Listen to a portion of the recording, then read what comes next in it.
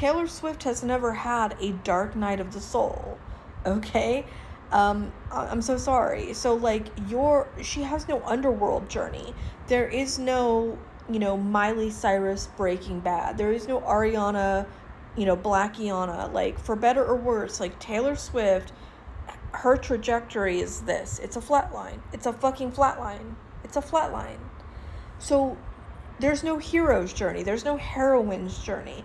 It's just, it's a straight fucking line to nowhere. I want to say this with all of my chins, okay?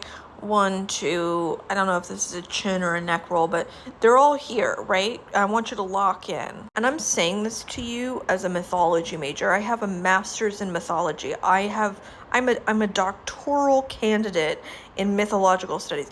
The most interesting thing about Taylor Swift is the mythos. Not her music, not her lyrics, not her. I started hating, like, once I realized she wasn't about Tim McGraw. Like, once, like, the faux country shit became apparent, I said, fuck you, bitch. And I'm saying that as somebody who, like, I think Lover is one of the most brilliantly arranged songs. Like, she has music that moves me deeply. When your art is predicated, is scaffolded by simply promoting the next piece of art, you're not contributing to culture. And yes, I am biased because I'm 43 and I grew up on Madonna and Janet, right? Like, Madonna and Janet. And both of those two women have also committed sins, okay? I'm not absolving them of mistakes that they have and or are currently making in terms of their silence, right? But, like, their progeny, right? Like Gaga, Beyonce, Taylor, like, these bitches cannot compete with what Madonna and Janet Jackson did in terms of not only participating in culture, but helping to co-create it. Taylor Swift, all of the billionaire and silence aside, like, her amoral, apolitical bullshit aside, like, you take away the Easter eggs, if you take away the Deadpool of it all, there's not a lot there. Her mythology, which I admit is brilliantly crafted, however, consciously and or consciously by her marketing team and her and whatever, you take it away, you're left with what? What are you left with?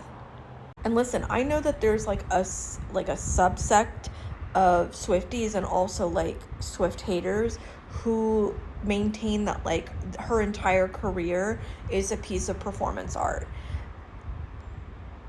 If that's the case, I will be the first to eat Taylor from front to back to front, okay? Gobble, gobble. I don't think that's what we're dealing with. I think we're dealing with somebody who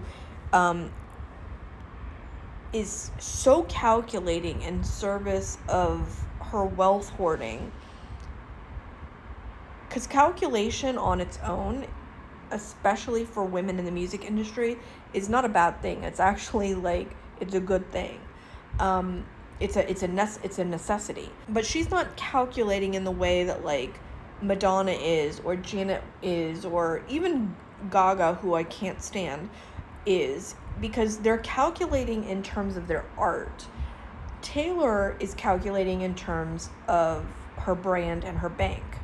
Taylor will never create art as high as Like a Prayer or Material Girl or Rhythm Nation, right? Like, and the reason why she will never is not necessarily because of privilege, right? Because you could make the argument that Madonna came from a middle class house.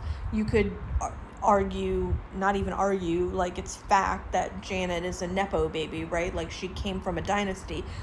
It's not even because of privilege, because there are Nepo babies, there are people that come from privilege that continue to make high art. Beyonce is from middle class, right? Like, Beyonce has created high art. It's not even about that. It's about Taylor is not an artist. Taylor is an entrepreneur. Taylor Swift is no different than a Kardashian. Taylor and Kim are foils for one another. They are playing for the same team.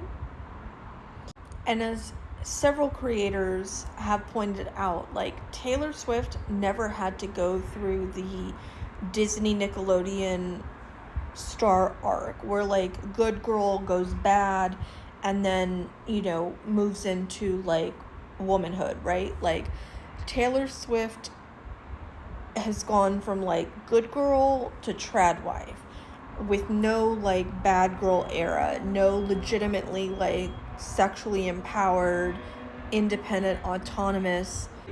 Taylor Swift is skipping stages of life.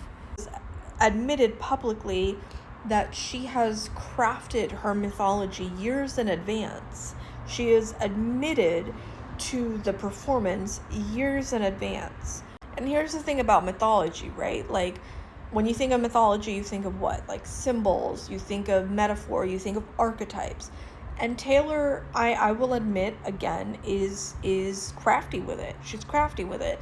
But her craft is still empty, okay? The thing keeping any of us interested is the Deadpool of it all. Taylor Grift is swindling all of us. Stop buying into it. There is no story. There is no great arc. There's no lore. There's cashing in, and that's it.